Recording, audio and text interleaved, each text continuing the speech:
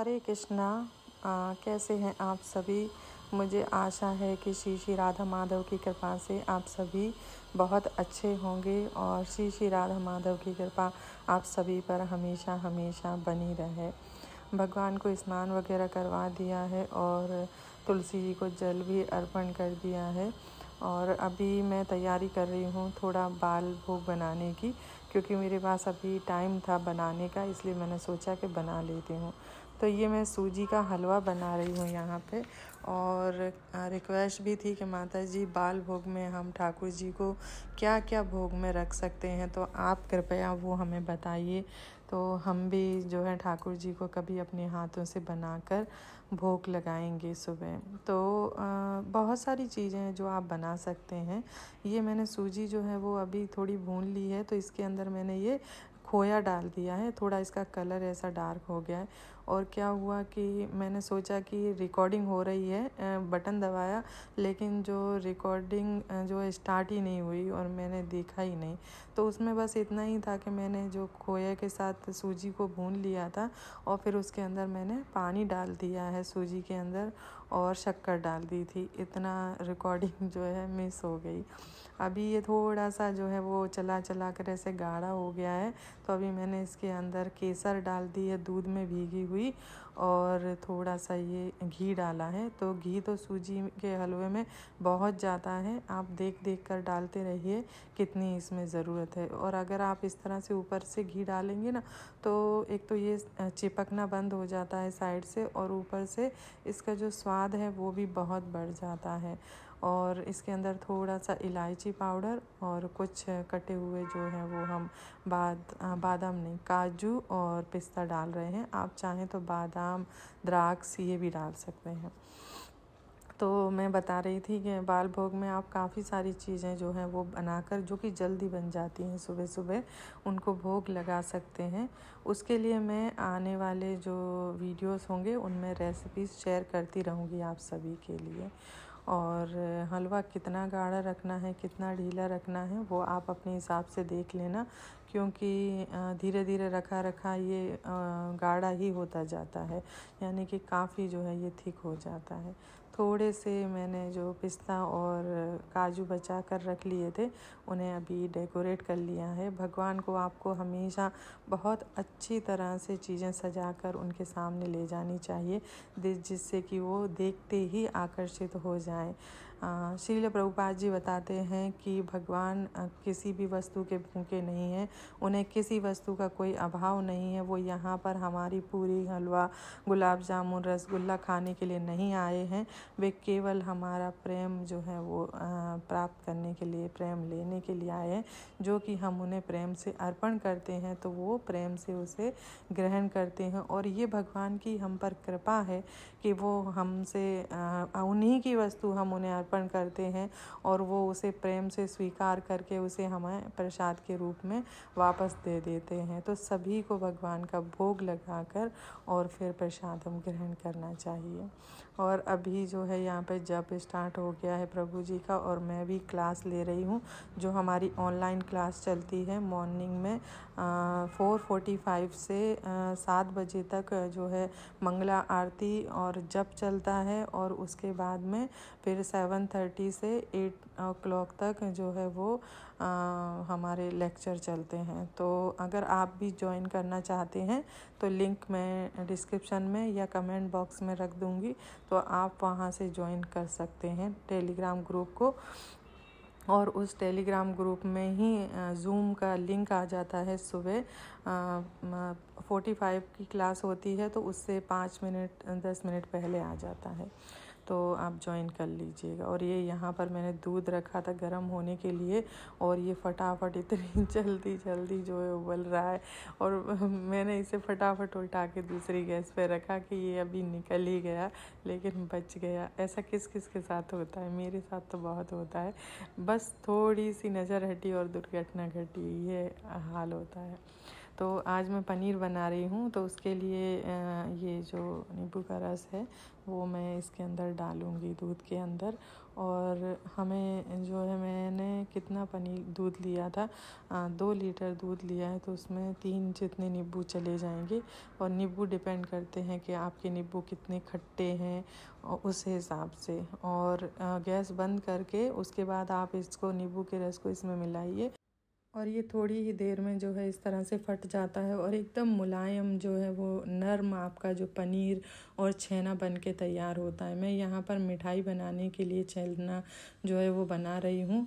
और अभी इसको हम इसके अंदर छान लेंगे और फिर मैं इसकी एक पोटली बना के नल के ऊपर टांग देती हूँ, जिससे इसका जितना पानी निचोड़ना है वो अपने आप ही निकलेगा और जितना पनीर के अंदर रहना है उतना अपने आप ये पनीर के अंदर ही रह जाएगा।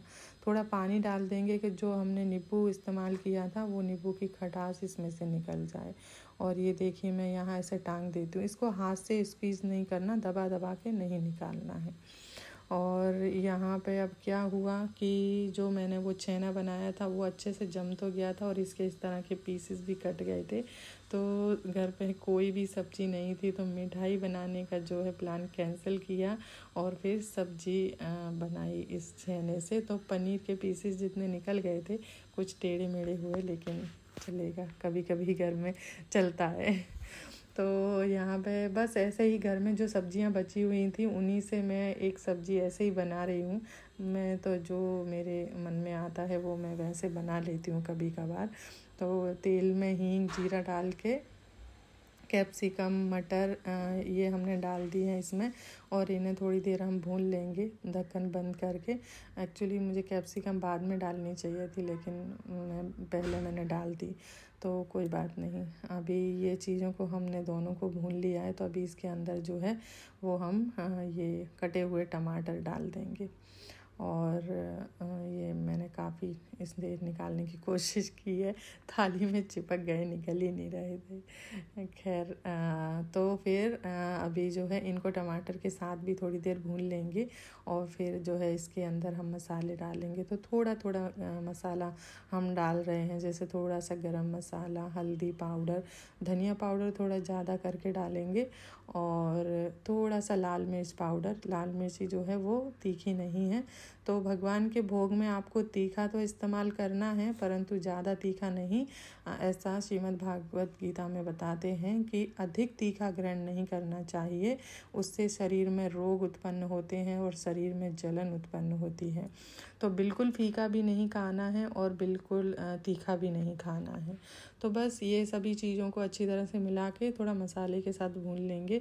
और ये मैंने अभी चाट मसाला इसके अंदर डाला है और जो नमक है वो तो देखकर डालना है आपको, चाट मसाले में भी नमक होता है, तो जब सादा नमक डालें तो उस चीज़ का ध्यान रखें। ज़रूरत के हिसाब से नमक डाल दिया है और इन सभी चीज़ों को अभी हम थोड़ी देर के लिए भून लेंगे। और ये मसाला अच्छे से देखिए अभी भुन गया है, काफ़ी गाढ़ा भी हो गया है। तो ये पनीर के जो पीसेस हैं वो मैं इसके अंदर डाल रही हूँ। तो ये जल्दी जल्दी बनने वाली झटपट सी एक सब्ज़ी है, क्योंकि मुझे सुबह ही ये बनानी थी, क्योंकि मनीष को कॉलेज जाना है और वो 8 बजे से कॉलेज जाता है, तो 4 साढ़े 4 5 बजे तक ऐसे वापस आता है। तो उसका जो लंच है वो कई बार स्किप हो जाता है, तो फिर उसके लिए टिफ़िन मुझे रेडी करना होता है सुबह सुबह। तो जैसे ही मेरी जप वगैरह जो है वो मेरा ख़त्म होता है, तो मैं फिर तुरंत ये बनाने के लिए यहाँ पर आ जाती हूँ और उस बनाकर भोग लगा के और फिर उसका टिफ़िन पैक करके मुझे फिर से 7:30 को लेक्चर क्लास जो है वो लेनी होती है।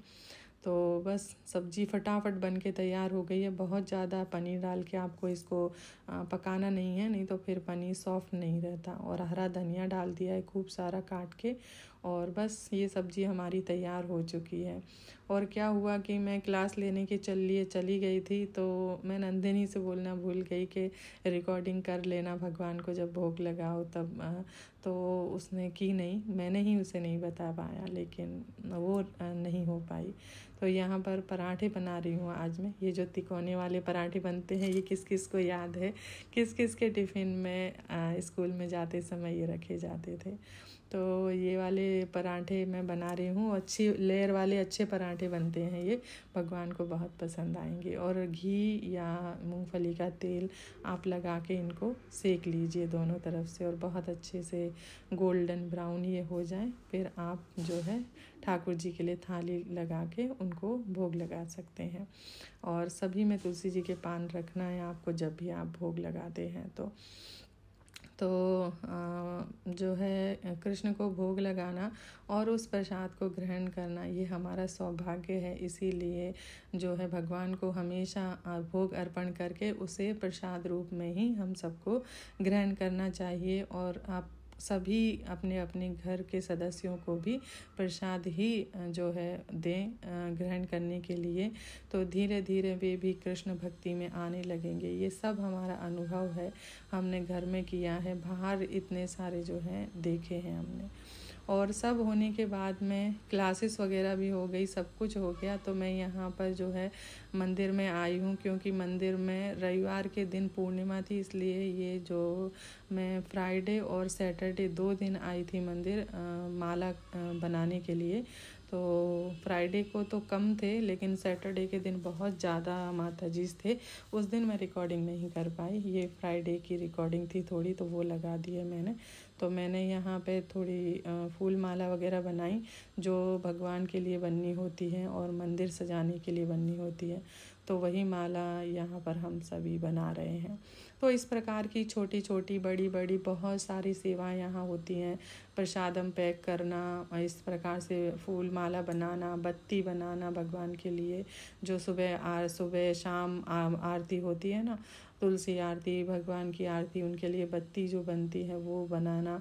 इस प्रकार की बहुत सारी यहाँ मंदिर में सेवाएं होती हैं। जब आप मंदिर में जुड़ जाएंगे तो ऐसी सेवाओं के लिए आपको भी फ़ोन करके, और या फिर जब भी आप मंदिर में जाएंगे तभी आपसे बोलेंगे, तो आपको भी मंदिर में इस तरह से बुलाया जाता है।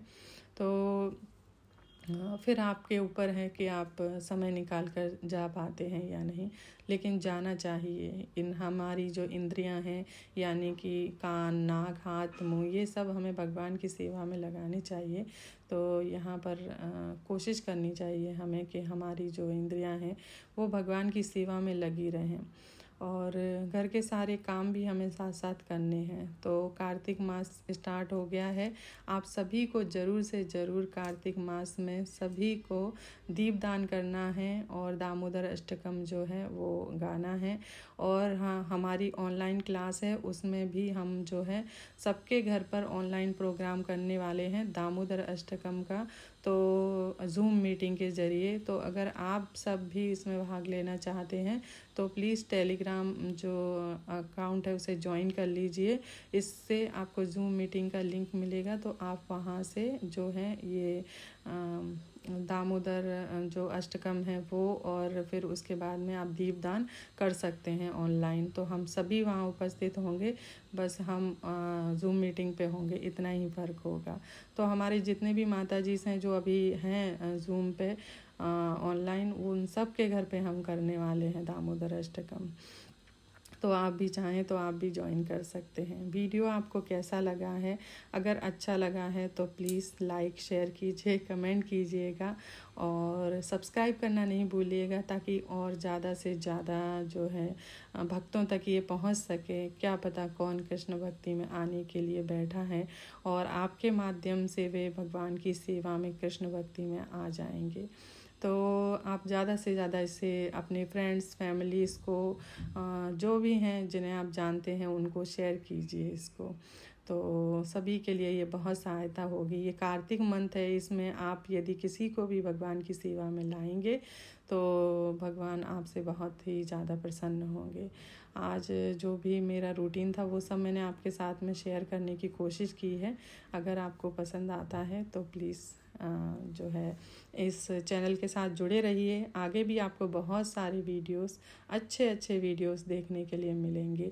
जो भी उत्सव वगैरह होंगे उनके वीडियो मिलेंगे, मंदिर में उत्सव होंगे, घर में जो हम कर सकते हैं वो उत्सव होंगे, उनके वीडियोस आपको देखने के लिए मिलेंगे। तो बहुत सारे क्वेश्चन हैं। अगर वो सारे क्वेश्चनों के आप आंसर चाहते हैं तो टेलीग्राम जो मैंने लिंक दिया है उस ग्रुप को ज्वाइन कीजिए। जूम मीटिंग पे आप मुझसे कभी भी जो है वो प्रश्न पूछ सकते हैं। धन्यवाद। हरे कृष्णा, हरि बोल।